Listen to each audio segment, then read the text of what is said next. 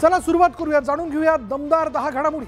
लोकसभा निवडणुकीत राज्यातील महाविकास आघाडीला मिळालेल्या यशानंतर आता विधानसभेच्या निवडणुकीवर लक्ष केंद्रित केलं जात आहे। उद्धव ठाकरेंनी विधानसभेच्या दृष्टीने तयारी सुरू केली आहे। ठाकरेंकडून विधानसभेच्या 288 जागांवर चाचपणी सुरू असल्याचं समोर आलं आहे।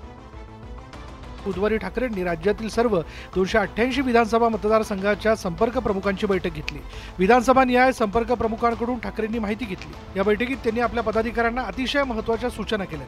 विधानसभेच्या तयारीला लागा अशा सूचना उद्धव ठाकरेंनी केल्यात। 25 वर्षांपूर्वी आक्रमक होणारी सेना दाखवा असं देखील उद्धव ठाकरेंनी म्हटलेलं आहे। संपर्क प्रमुखांना त्यांच्या विधानसभेतील अहवाल सादर करण्याच्या सूचना करण्यात आल्यात। विधानसभा निहाय पक्षाची ताकद, संघटनात्मक बांधणीचा अहवाल देखील सादर करण्यास सांगण्यात आलाय। लोकसभा निकालात मतदारसंघातील मताधिक्याचा अहवाल देण्याचे निर्देश देण्यात आले।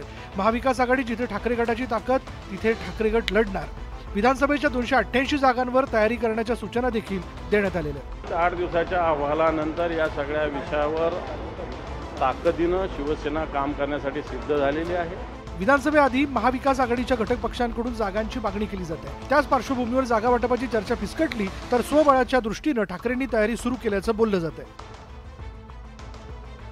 लोकसभा निवडणुकीत बहुमत गाठण्यापासून 32 जागा दूर राहिलेल्या भाजपला राष्ट्रीय स्वयंसेवक संघाच्या मुखपत्रातून सुनावण्यात आलंय।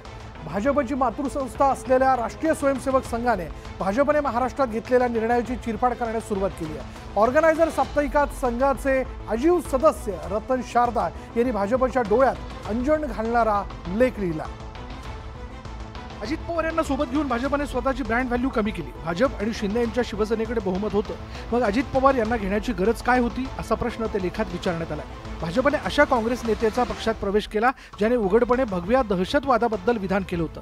त्याने 26/11ला आरएसएसचं षडयंत्र म्हटलं होतं, तसंच आरएसएसला दहशतवादी संघटना म्हटलं होतं। भाजपमध्ये आलेल्या या नेत्यांनी त्यांच्या या विधानावर खेद व्यक्त केला नाही किंवा माफी मागितली नाही। महाराष्ट्रातील या खेळीमुळे अनेक वर्ष काँग्रेसी विचारधारेला विरोध करणारा सच्चा भाजप समर्थक दुखावला। भाजप पार्टी विथ डिफरन्स अशी ओळख सांगतो, परंतु भाजपची ओळख पार्टी विदाऊट एनी डिफरन्स अशी झाली। भाजपने निवडणुकीत सहकार्य करण्यासाठी राष्ट्रीय स्वयंसेवक संघाच्या स्वयंसेवकांशी संपर्कही केला नाही।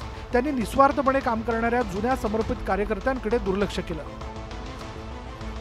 लोकसभा निवडणुकीत महाराष्ट्र, उत्तर प्रदेश, पश्चिम बंगाल या राज्यांमध्ये भाजपची पिछेहाट झाली आणि या राज्यांमध्ये भाजपला यश मिळालं आणि यश मिळालं नसल्यामुळे केंद्रात स्वबळावर सत्ता येऊ शकली नाही। भाजपच्या या पराभवाचं पक्षीय पातळीवर विश्लेषण केलं जातं। अशातच राष्ट्रीय स्वयंसेवक संघानं या निवडणूक निकालावर भाष्य करण्यास सुरुवात केली आहे। सोमवारी नागपुरात राष्ट्रीय स्वयंसेवक संघाचे सरसंघचालक डॉक्टर मोहन भागवत यांनी निकालावर टीकात्मक भाष्य केलं। खरे सेवक अहंकारी नसतात आणि निवडणुकीची प्रतिष्ठा राखली गेली नाही अशा शब्दात भागवतांनी सत्ताधाऱ्यांना कानपिचके दिले। यानंतर संघाचं मुखपत्र असलेल्या ऑर्गनायझरमधून भाजपला आरसा दाखवण्यात आला। महाराष्ट्राचं उदाहरण देत भाजपच्या पराभवाला नको असलेलं राजकारण कारणीभूत असल्याचं म्हटलंय। यावरूनच विरोधकांनीही भाजपला लक्ष केलंय। खडेबोल सुनावलेले आहेत, देशातल्या मतदारांनी सुद्धा भाजपला खडे चाललेले आहेत। तर असे खडे सगळं चालल्यानंतर आता तरी भाजप सुधारणार आहे की नाही? ऑर्गनायझर पंचजन्य हे लिहितात, बोलतात, कृती करत नाही। मोहनराव भागवत काल बोलले, कृतीत दाखवा। येणाऱ्या विधानसभेमध्ये भारतीय जनता पार्टी कदाचित अजित पवारांना सरकारमधून बाहेर टाकेल, बेदखल करेल। संघाच्या मुखपत्रातून भाजपला घरचा आहेर मिळाल्यानं त्याची राजकीय वर्तुळात मोठी चर्चा सुरू आहे। गेल्या काही दिवसांपासून राज्यात राजकीय भूकंपाच्या चर्चा आहेत आणि त्यातच लोकसभा निवडणूक निकालानंतर सत्ताधारी आणि विरोधकांकडून आउटगोईंग आणि इनकमिंगचे दावे करण्यात येत आहेत। मात्र राज्यात सत्तांतर होणार का अशा चर्चा आता सुरू झाल्यात। कारण राष्ट्रवादी काँग्रेस शरदचंद्र पवार पक्षाचे अध्यक्ष शरद पवार यांनी याबाबत सूचक वक्तव्य केले। शरद पवार सध्या दुष्काळ पाहणी दौऱ्यावरती आहेत। इंदापुरात पवारांनी दुष्काळाची पाहणी केली। यावेळी शेतकऱ्यांशी संवाद साधताना पवारांनी सरकारबाबत मोठं विधान केलं।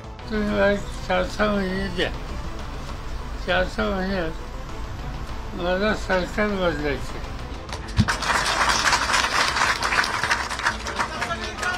सरकार बदलण्याचं कारणही पवारांनी यावेळी सांगितलं। सरकार बदलल्याशिवाय आपल्याला पाहिजे तशी धोरणं घेता येत नाही। या विधानामुळे विधानसभेसाठी शरद पवारांचा नेमका प्लॅन काय याबाबत चर्चा रंगल्यात। महाविकास आघाडीमध्ये पुन्हा एकदा नाराजी नाट्य पाहायला मिळालंय।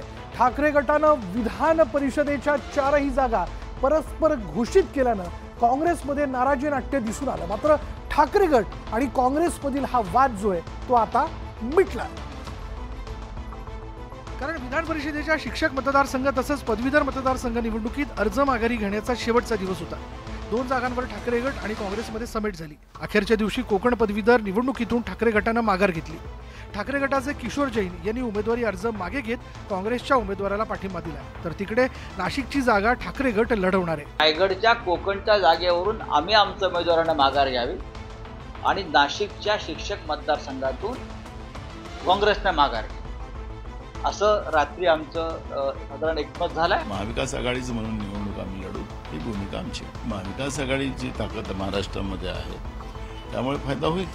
लोकसभेच्या निवडणुकीमध्ये महाविकास आघाडीने 30 जागांवर विजय मिळवल्याने विधान परिषदेच्या पदवीधर आणि शिक्षक मतदारसंघाच्या निवडणुकीमध्येही महाविकास आघाडीनं एकत्र लढावं असा प्रयत्न सुरू होता।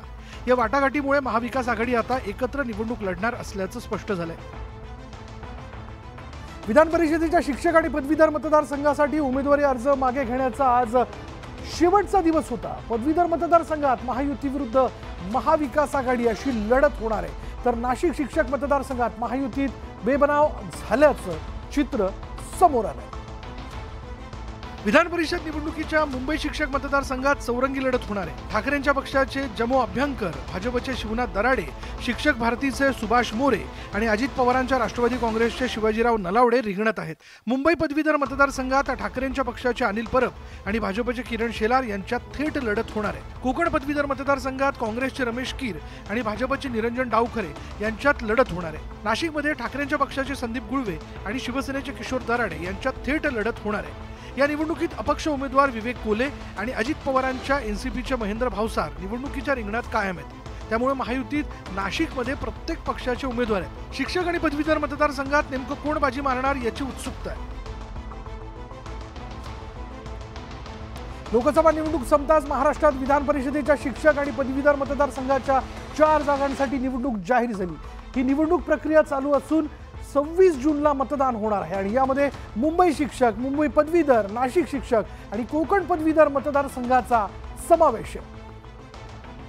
विधान परिषदेच्या निवडणुकीतील उमेदवारीवरून शिवसेनेचा ठाकरे गट आणि काँग्रेसमध्ये वाद निर्माण झाल्याची चर्चा आहे। ठाकरे गटाने महाविकास आघाडीतील त्यांच्या कोणत्याही मित्रपक्षाशी चर्चा न करता परस्पर 4ही जागांवर उमेदवार घोषित केल्यामुळे काँग्रेसने नाराजी व्यक्त केली होती। त्यावर स्वतः ठाकरे गटाचे प्रमुख उद्धव ठाकरे यांनी प्रतिक्रिया दिली आहे। बिघाड नाही झाला, संवादामध्ये थोडीशी एक लूज कनेक्शन होतं। मुंबई पदवीधर मतदारसंघातून ठाकरे गटाचे उमेदवार अनिल परब यांच्या संकल्पपत्राचं लोकार्पण करण्यात आलं। यावेळी ठाकरेंनी पंतप्रधान मोदींना खोचक टोला हाणला। अनिल, तुम्ही माझा मतदार म्हणून उल्लेख केला त्याच्याबद्दल धन्यवाद देतो, म्हणजे माझं सर्टिफिकेट खरं आहे।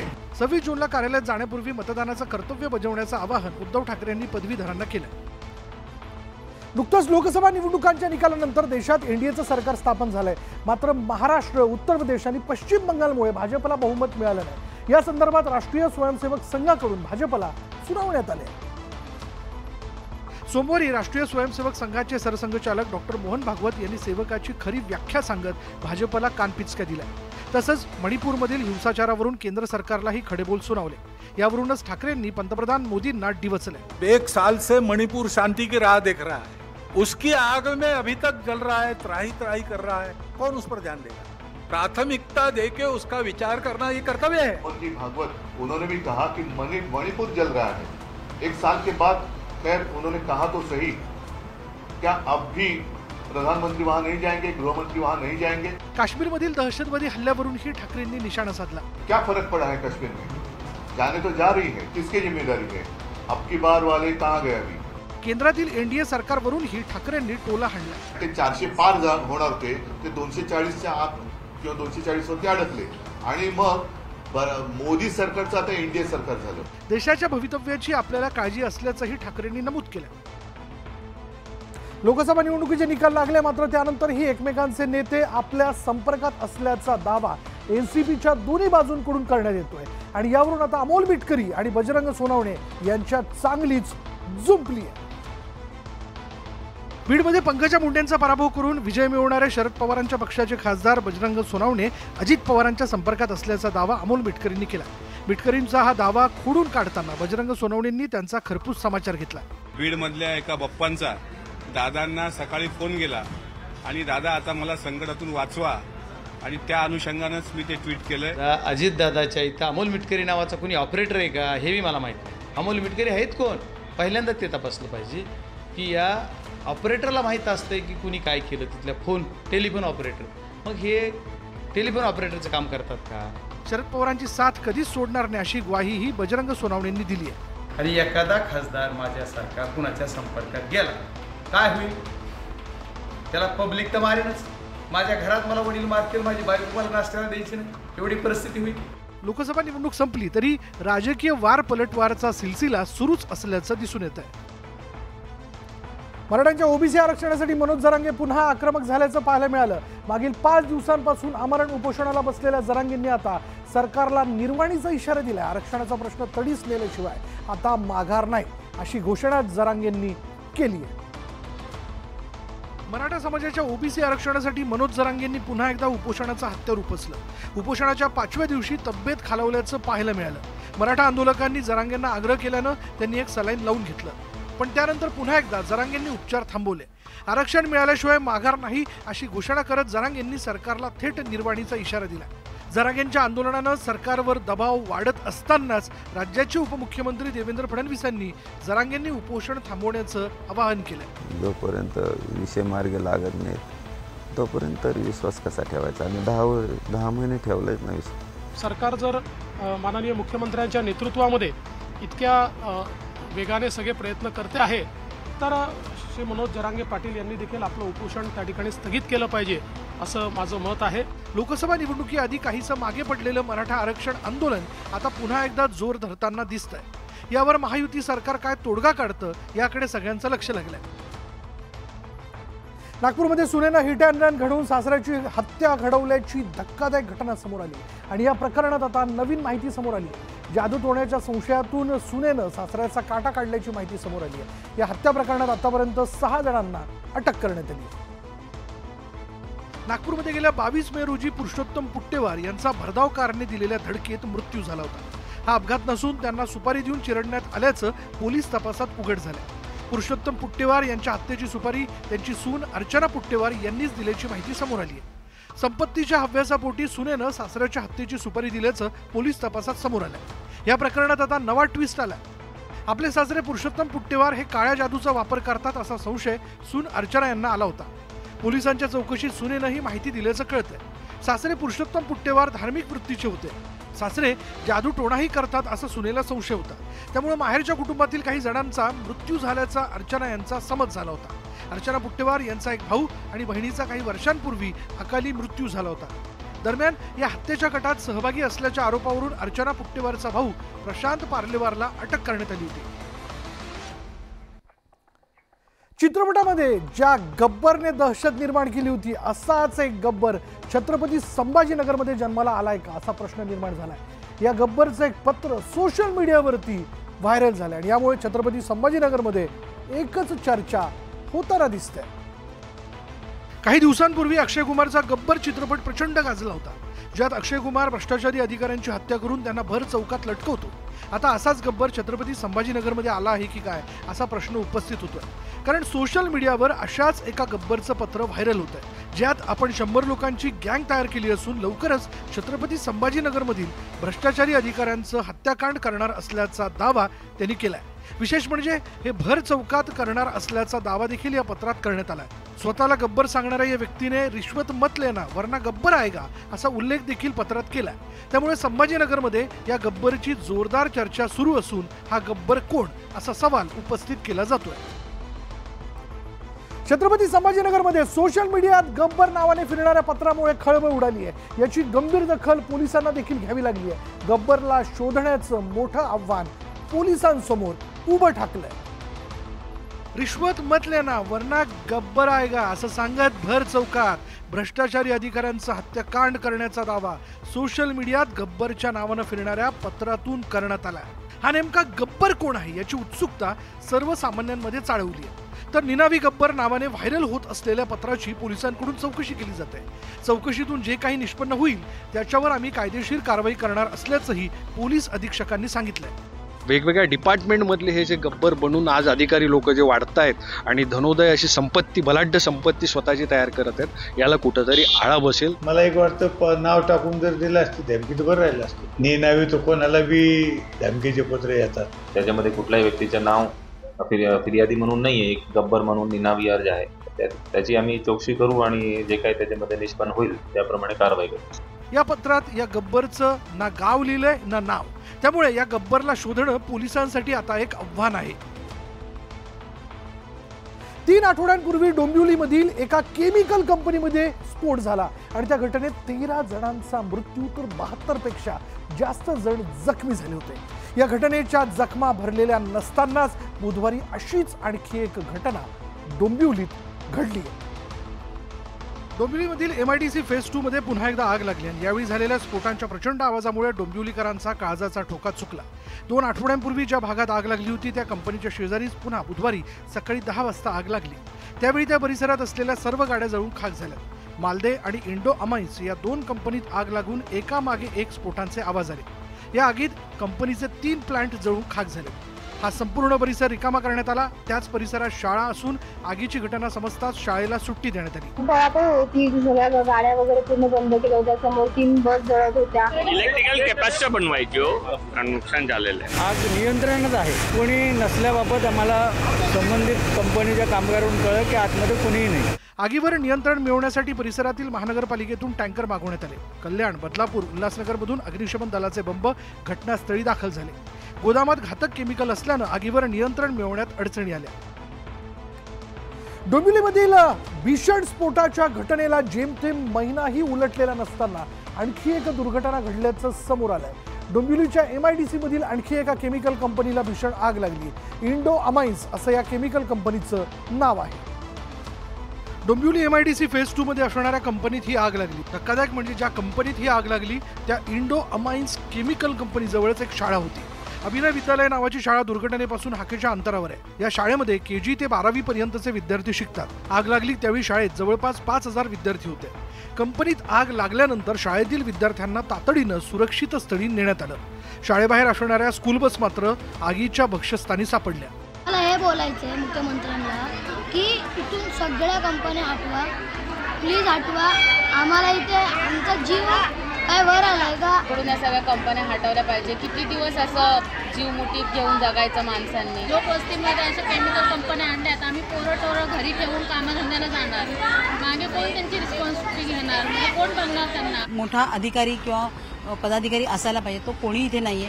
कोणी जबाबदारी घ्यायला तयार नाहीये. इथे उभं राहून आज नागरिक तिथे वाट बघतात. शाळा आहे आजूबाजूला. या घटनेमुळे विद्यार्थ्यांसह पालकांमध्ये भीतीचं वातावरण निर्माण झालंय. डोंबिवलीतील केमिकल कंपनीत स्फोट होऊन भीषण आग लागली आणि आगीमुळे परिसरात मोठे धुराचे लोट जे ते उंच हवेत पसरल्यानं नागरिकांना मोठा त्रास सहन करावा लागला. डोंबिवली MIDC मधील फेज 2 परिसरातील केमिकल कंपनीला ही आग लागली. 3 आठवड्यांपूर्वी डोंबिवली MIDCच्या अमुदान केमिकल कंपनी स्फोट झाल्यानंतर इथल्या धोकादायक कंपन्यांचा मुद्दा चर्चेत आला. धोकादायक कंपन्या स्थलांतरित करण्यात येतील असं सरकारनं सांगितलं. मात्र त्यातच बुधवारी पुन्हा एकदा डोंबिवली MIDC मधील कंपनीत अग्नितांडव आणि स्फोट झाला. त्यामुळे ठाकरे गटाचे खासदार संजय राऊत यांनी मुख्यमंत्री एकनाथ शिंदेंवर निशाणा साधला. सगळ्या MIDC मधून शिंदे सेनेचे लोक किती हप्ते गोळा करतात त्याचे आकडे आता द्यावे लागतात. या ज्या डोंबिवलीला धोका आहे, डोंबिवलीचा भोपाळ होऊ नये म्हणून या केमिकल कंपन्यांवर कुठेतरी आळा घालणे गरजेचं आहे. भविष्यामध्ये अशा पद्धतीची आगी लागू नये, लोकांना जीव काय त्रास होऊ नये या दृष्टिकोनातून आमचे सरकार निश्चितपणे पावलं उचलत आहेत. डोंबिवली MIDC मध्ये अवघ्या 3 आठवड्यात लागलेल्या आगीच्या दुसऱ्या घटनेमुळे राज्याचं राजकारणही तापलंय. कुवेतमध्ये इमारतीला लागलेल्या भीषण आगीमध्ये 41 जणांचा मृत्यू झाला. या आगीमध्ये मृत्युमुखी पडलेल्यांमध्ये भारतीयांचा समावेश आहे. कामगारांच्या निवासासाठी असलेल्या बिल्डिंगला आग लागून ही दुर्घटना घडली आहे. कुवेतच्या दक्षिण अहमदी गव्हर्नरेट मधल्या मंगफ इमारतीला भीषण आग लागली. या आगीत 41 जणांचा मृत्यू झालाय. मृतांमध्ये भारतीय नागरिकांचा समावेश असल्याची माहिती मिळते. ज्या इमारतीला आग लागली ती इमारत कामगारांच्या निवासासाठी वापरण्यात येत होती, जिथे मोठ्या संख्येनं कामगार राहत होते. या इमारतीत क्षमतेपेक्षा जास्त कामगार राहत असल्याचं समोर आलंय. पहाटेच्या सुमारास इमारतीच्या स्वयंपाकघरात आग लागल्याची प्राथमिक माहिती आहे. आग लागल्यानंतर जीव वाचवण्यासाठी काही जणांनी इमारतीमधून खाली उड्या मारल्याचंही प्रत्यक्षदर्शींनी सांगितलं. या इमारतीत जवळपास 200 मजूर राहत होते. इथं केरळातील नागरिकांची जास्त वस्ती असल्याची माहिती आहे। दुर्घटनेतील जखमींना रुग्णालयात उपचारासाठी दाखल करण्यात आलंय। न्यूज 18 लोकमतच्या बातमीचा पुन्हा एकदा इम्पॅक्ट झाला आहे। अहमदनगरमधल्या शिवराम आर्य यांची घर वापसी टळली। भाजप आमदार नितेश राणे यांनी शिवराम आर्य यांना सर्वतोपरी मदत करण्याचं आश्वासन दिलं। मागच्या वर्षी छत्रपती संभाजीनगरमधील बागेश्वर बाबा उर्फ धीरेंद्र कृष्ण शास्त्रींच्या कार्यक्रमात जमीर शेख यांच्या कुटुंबातील एकूण 9 सदस्यांनी हिंदू धर्मात प्रवेश केला। मात्र आर्थिक कारणांमुळे आपण पुन्हा एकदा मुस्लिम धर्मात प्रवेश करत असल्याचं शिवराम यांनी सांगितलं। न्यूज 18 लोकमतने ही बातमी उचलून धरली आणि यावेळी न्यूज 18 लोकमतच्या बातमीपत्रातच भाजप आमदार नितेश राणे यांनी आपण शिवराम यांच्या कुटुंबाला आर्थिक मदत करत असल्याचं आश्वासन दिलं। त्यांनी धर्मांतर करू नये असं आवाहन त्यांनी केलंय। आपल्या मुलीचे जे काही आरोग्याची काळजी घ्यायची आहे, जी मदत करायची आहे, ती सगळी जबाबदारी एक हिंदुत्ववादी कार्यकर्ता म्हणून आमच्या सगळ्यांची असेल। न्यूज 18 लोकमतनी फार मला मदत केली, माझ्या कुटुंबाला सुद्धा त्यांनी फार मदत केली। का मी माझा निर्णय परत मागे घेतला। मी साहेबांना सुद्धा हे फोनवर सांगितलं। विविध व्यक्तींच्या माध्यमातून आर्थिक मदतीचं आश्वासन मिळाल्यामुळे आता शिवराम आर्य यांनी धर्मांतराचा विचार स्थगित केला। कोल्हापुरात आज रिक्षा चालक रस्त्यावर उतरलेत। या रिक्षा चालकांनी विराट मोर्चा काढला। रिक्षा पासिंगला विलंब झाल्यास रोज 50 रुपयांच्या दंडाच्या आकारणीला रिक्षा चालकांनी विरोध केला। कोल्हापुरात रिक्षा चालकांनी आपल्या विविध मागण्यांसाठी विराट मोर्चा काढला। कोल्हापूरच्या दसरा चौकातून या मोर्चाला सुरुवात झाली। या मोर्चात मोठ्या संख्येने रिक्षा चालक सहभागी झाले होते। रिक्षा पासिंगला विलंब झाल्यास रोज 50 रुपयांचा दंड आकारण्यात येणार आहे। या दंडाला रिक्षा चालकांनी मोठा विरोध केला। या विरोधात रिक्षा चालकांकडून हा मोर्चा काढण्यात आला। दसरा चौकापासून निघालेला हा मोर्चा जिल्हाधिकारी कार्यालयापर्यंत नेण्यात आला। वर्षातनं एकदा रिक्षा टॅक्सी पासिंग करता गेल्यानंतर त्या रिक्षाला विलंब आकार म्हणून एक दंड 50 रुपये आकारला जातो।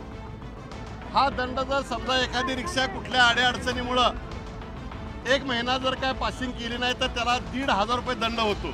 रिक्षा चालकांचा कल्याणकारी मंडळात समावेश करावा, रिक्षा चालकांना असंघटित कामगार म्हणून घोषित करण्यात यावं अशी मागणी रिक्षा चालक संघटनांनी केली आहे। आणि यानंतर दमदार 10 मध्ये आज आपण इथेच थांबणार आहोत। उद्या पुन्हा एकदा भेटूयात, कारण घडामोडी अगदी दिवसभरात वेगाने घडलेल्या असतील आणि ज्याबद्दल चर्चा देखील होत असेल। त्याच घडामोडी आपण बघणार आहोत उद्या पुन्हा एकदा। पहा फक्त न्यूज 18 लोकमत।